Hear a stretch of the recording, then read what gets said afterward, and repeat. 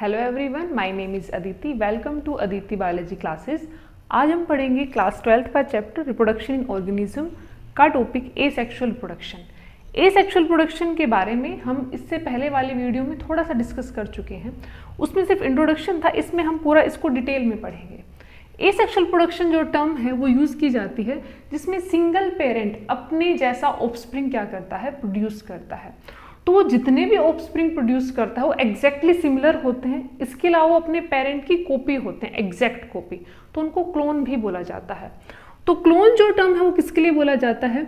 वो ऑर्गेनिज्म जो एक दूसरे से मॉर्फोलॉजिकली भी क्या है, सिमिलर है, मतलब वो दिखाई भी एक जैसे ही दिख देते हैं और जेनेटिकल भी उनमें क्या है, सिमिलैरिटी है। जेनेटिक्स भी उनकी क्या होती है, एक जैसी होती है, उनको बोला जाता है क्लोन। मूवीज में आपने क्लोन के बारे में काफ़ी बार देखा भी होगा। काफ़ी सारी जो इंटरेस्टिंग आपकी साइंस फिक्शन मूवी होती है उसमें जो भी विलन होता है उसके काफ़ी सारे क्लोन एग्जिस्ट करते हैं। इवन हम वर्ल्ड में भी काफ़ी बार ऐसे न्यूज़ सुनते हैं कि कुछ पर्टिकुलर पर्सन है जो अपना क्लोन बना के रखते हैं, ऐसा सुनने में आता है। तो क्लोन एक्चुअल में क्या है, ऑर्गेनिज्म की एग्जैक्ट कॉपी, वो बिल्कुल उसी के जैसी दिखाई देती है, उसी की जैसी उसकी जेनेटिक्स होती है, उसी के जैसी उसकी मॉर्फोलॉजी होती है। ह्यूमन क्लोनिंग बैन है। ह्यूमन क्लोनिंग जो है इथिकल इश्यू के अगेंस्ट होता है। अब आता है जो एसेक्सुअल रिप्रोडक्शन है वो सबसे कॉमन है सिंगल सेल ऑर्गेनिज्म में। सिंगल सेल ऑर्गेनिज्म उनको बोलते हैं जो एक सिंगल सेल से बने होते हैं, जैसे यीस्ट।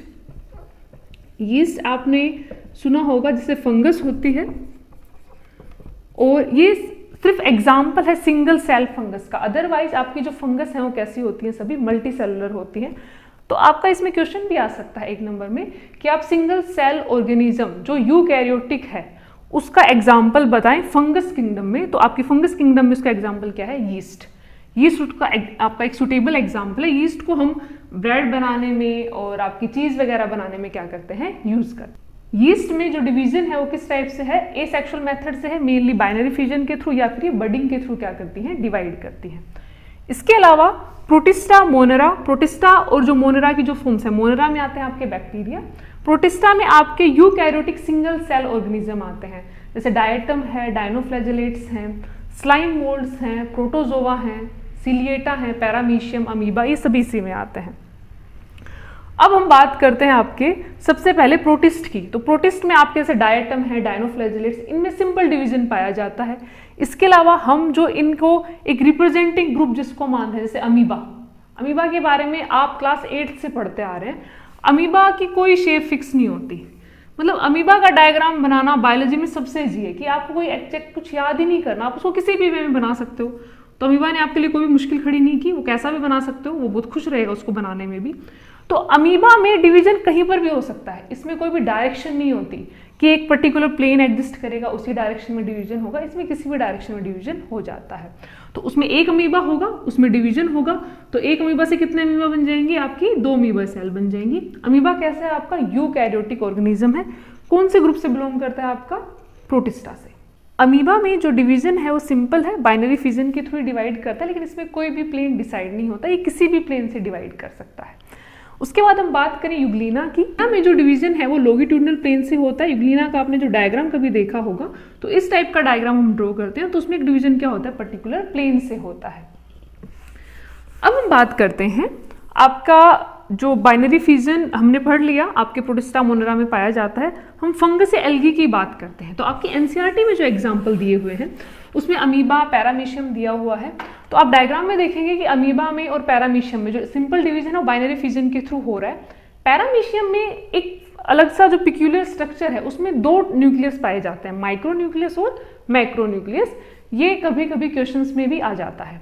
तो पैरामीशियम क्या है, आपका सिलिएटेड टाइप का क्या है, प्रोटोजोआ में आता है।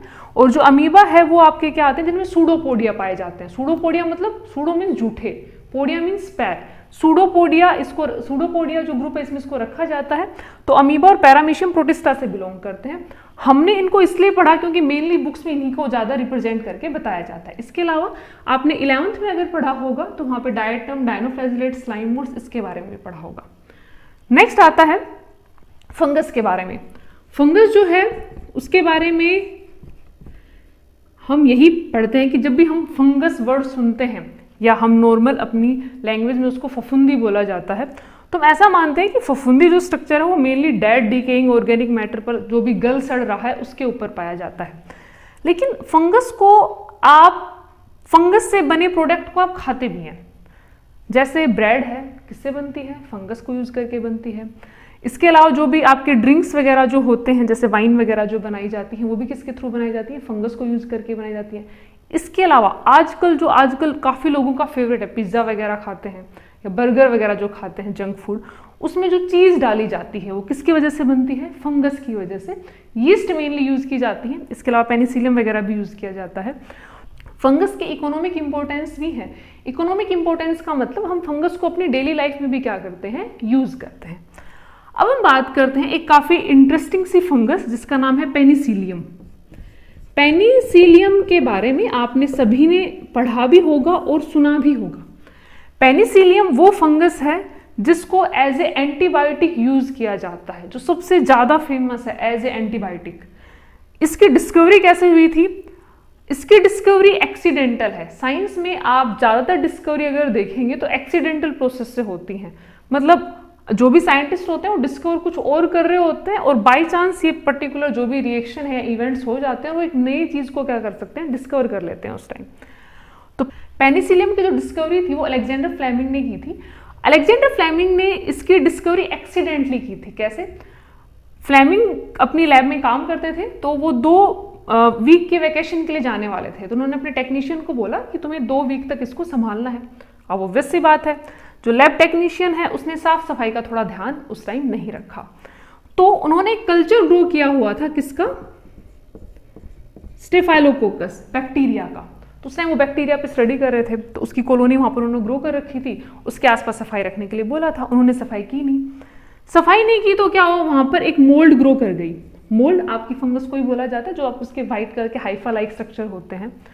तो ऑब्वियस सी बात है, अगर ऐसा होगा तो ऑब्वियस सी बात शायद लैब टेक्नीशियन को थोड़ी डांट भी पड़ी होगी। लेकिन हुआ कि एक्चुअल में अलेक्जेंडर फ्लेमिंग ने देखा, उन्होंने पाया कि जहां पर भी वो मोल्ड ग्रो कर रही है वहां पर बैक्टीरिया की ग्रोथ क्या हो गई है? या तो खत्म हो गए हैं, उनका लाइसिस होना शुरू हो गया, उनकी कॉलोनी वहां पर खत्म हो गई है। तो एक्चुअल में जो अलेक्जेंडर फ्लेमिंग थे वो स्टडी कर रहे थे बैक्टीरिया पर, और ना वो किसी एंटीबायोटिक पर स्टडी कर रहे थे। उन्होंने इसको एक्सीडेंटली क्या किया? डिस्कवर किया। उसके बारे में काफी टाइम तक उन्होंने इस पर स्टडी भी की, और कुछ टाइम बाद फिर इस पर स्टडी अलग यूनिवर्सिटी के जो प्रोफेसर थे उन्होंने की। और 1942 में जब वर्ल्ड वॉर सेकंड हुआ था, वर्ल्ड वॉर सेकंड के बारे में आपने हिस्ट्री में पढ़ा होगा, वर्ल्ड वॉर सेकंड में ज्यादातर जो भी सोल्जर्स थे जो घायल हुए थे उनके ट्रीटमेंट में पेनिसिलियम का ही यूज किया गया था। वर्ल्ड वॉर फर्स्ट में जो ज्यादातर कैजुअलिटी थी, जो डेथ हुई थी, वो किस वजह से हुई थी? एक तो होता है कि ऑब्वियस सी बात है, आप वॉर में हो तो आपको गोली लग सकती है, आप घायल हो सकते हो, लेकिन घायल होने के बाद सेप्सिस हो जाना, मतलब आपको इन्फेक्शन हो जाना, तो इन्फेक्शन की वजह से डेथ क्या हुई थी? ज्यादा हुई थी। लेकिन वर्ल्ड वॉर 2 में पेनिसिलियम ने सबको बचाने का काम किया, और पेनिसिलियम के ट्रीटमेंट से काफी सारे सोल्जर्स को क्या किया गया? ठीक किया गया। और आज भी काफी सारी जो आपकी एंटीबायोटिक्स हैं, जो एंटीबायोटिक ड्रग हैं, वो पेनिसिलियम की डेरिवेटिव फॉर्म है। तो पेनिसिलिन इससे मिलती है, और पेनिसिलिन जो होती है वो बैक्टीरिया को, इसमें से जो भी आपका केमिकल रिलीज होता है पेनिसिलिन, वो बैक्टीरिया को क्या कर देता है? किल कर देता है। अब बात आती है फंगस में जो रिप्रोडक्शन है वो कैसे होता है। फंगस में रिप्रोडक्शन सेक्सुअल भी होता है, एसेक्सुअल भी होता है। हमें एसेक्सुअल के बारे में पढ़ना है। पेनिसिलियम का एग्जाम्पल इसलिए दिया क्योंकि आपकी एनसीईआरटी की बुक में इसी का एग्जाम्पल दिया कि इसमें कोनिडिया बनते हैं।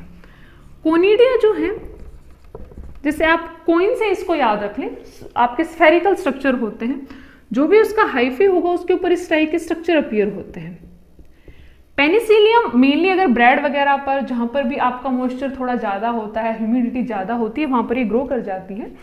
और इसका जो कलरेशन है वो जैसे पहले थोड़ा व्हाइट सा अपीयर होगा, फिर ग्रीनिश कलर में चेंज होना शुरू होगा, फिर येलोविश ब्लैक कलर चेंज होता है, कहीं कहीं पर ये ब्लू कलर में पाई जाती है। जैसे जो ब्लू चीज बनाते हैं उसमें जो ब्लू पेनिसिलियम होती है, जिसका कलरेशन ब्लू प्रोड्यूस होता है, वो यूज की जाती है।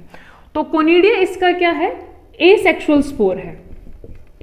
एसेक्सुअल स्पोर का मतलब क्या है? इसके हाइफा पे खूब सारे कोनिडिया बनेंगे। ये आपने 11th में पढ़ा होगा। 11th का जो आपका चैप्टर है जिसमें फंगस वगैरह के बारे में बताया गया, उसमें बताया भी गया है कि जो कोनिडिया स्पोर जो होते हैं वो जब भी इनकी रप्चरिंग होती है तो एक सारे मास में रिलीज होते हैं, और जब भी कहीं पर सेटल होते हैं, वहां पे ह्यूमिडिटी अच्छी है तो वहां पर ये ग्रो करना शुरू कर देते हैं।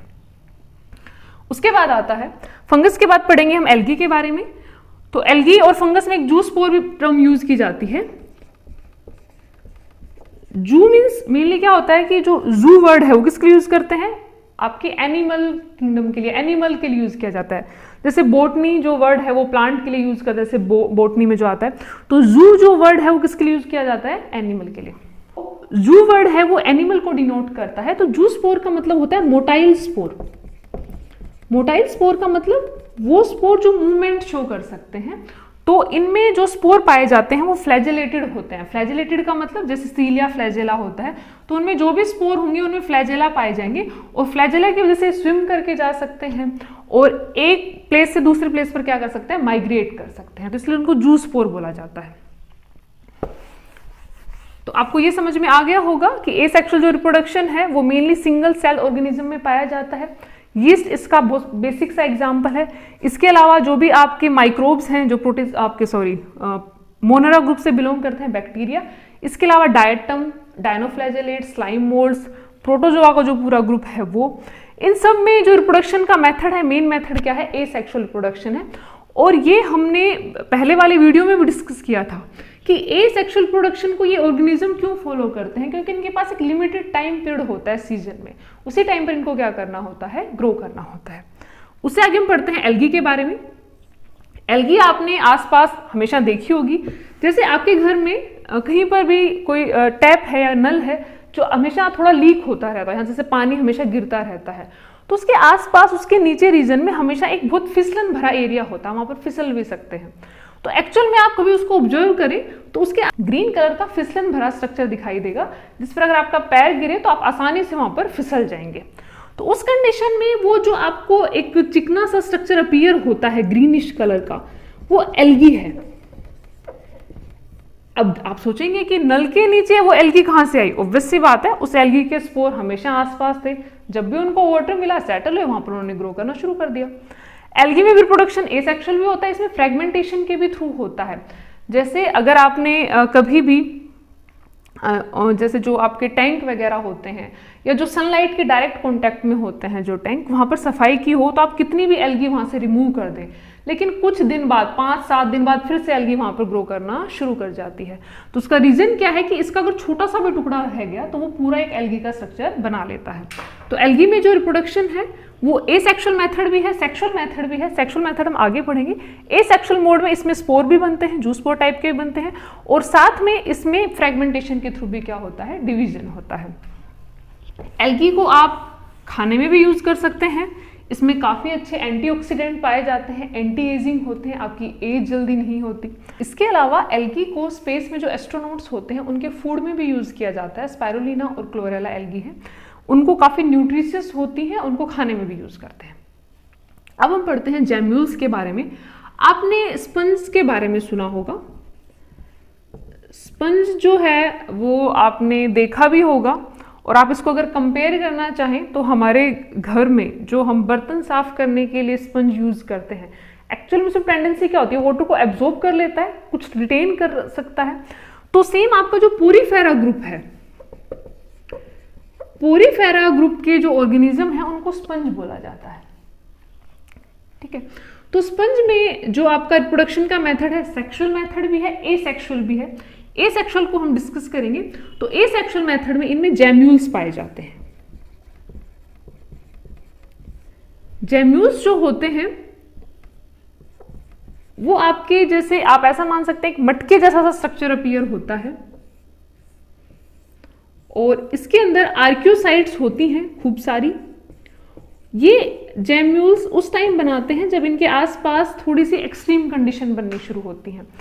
तो नॉर्मली स्पंजेस भी फ्रेगमेंटेशन, नॉर्मली बडिंग के थ्रू क्या कर सकती हैं, डिवाइड कर सकती हैं। इनमें जैम्यूल्स जब बनते हैं एसेक्सुअल प्रोडक्शन के लिए बनते हैं, थोड़ी सी एक्सट्रीम कंडीशन जब आने वाली होती है उस टाइम इनमें सब कुछ बनना शुरू हो जाता है। ये उनके ओस्कुलम रीजन से बाहर निकल जाते हैं और उसके बाद नई जगह पर जाकर सेटल हो जाते हैं। और एक जैम्यूल जो है उसमें खूब सारी आर्क्योसाइट, तो हर आर्क्योसाइट एक नया उसमें क्या बना सकती है, स्पंज बना सकती है। जो स्पंज है उसको जैसे आप नहाने के लिए बाथिंग पर्पज से यूज किया जा सकता है। इसके अलावा कुछ स्पंजेस में आयोडीन की अमाउंट भी पाई जाती है। तो पुराने टाइम में ट्रीटमेंट के लिए उस स्पंज को आपका जो गोइटर है जिसमें आपका मेनली आयोडीन की कमी हो जाती है तो सारे रीजन में स्वेलिंग आनी शुरू हो जाती है, तो गोइटर के लिए जो आपकी आयोडीन युक्त स्पंजेस होती हैं उनको यूज किया जाता था। आज हमने इस वीडियो में डिस्कस किया एसेक्सुअल रिप्रोडक्शन, जिसमें कोई भी पेरेंट अपने जैसा एग्जैक्ट ऑफस्प्रिंग प्रोड्यूस करता है, सिंगल पेरेंट की रिक्वायरमेंट होती है। क्लोन फॉर्मेशन, क्लोन का मतलब होता है मॉर्फोलॉजिकली और जेनेटिकली सिमिलर होना। सिंगल सेल ऑर्गेनिज्म में कॉमन है, मेनली लोअर फॉर्म्स में पाया जाता है और रैपिड रिप्रोडक्शन का एक प्रोसेस है। पेनिसिलियम के बारे में हमने पढ़ा, स्पंजेस के बारे में थोड़ा सा डिस्कस किया, स्पंजेस में जेम्यूल्स के थ्रू होता है, पेनिसिलियम में हमने पढ़ा कोनिडिया के थ्रू होता है, जूस्पोर मेनली क्लेमाइडोमोनास में पाया जाता है, कुछ एल्गी आप स्पेस में भी यूज करते हैं, इसके बारे में भी हमने डिस्कस किया। आपको ये वीडियो कैसा लगा कमेंट सेक्शन में जरूर बताएं। अगर आपको ये वीडियो अच्छा लगा तो इस वीडियो को लाइक करें, सब्सक्राइब करें और अपने दोस्तों के साथ शेयर करें, और इससे रिलेटेड जो आपके क्वेश्चन हैं उनको सोल्व करने की कोशिश करें, और कोई डाउट लगे तो आप कमेंट करके पूछ सकते हैं।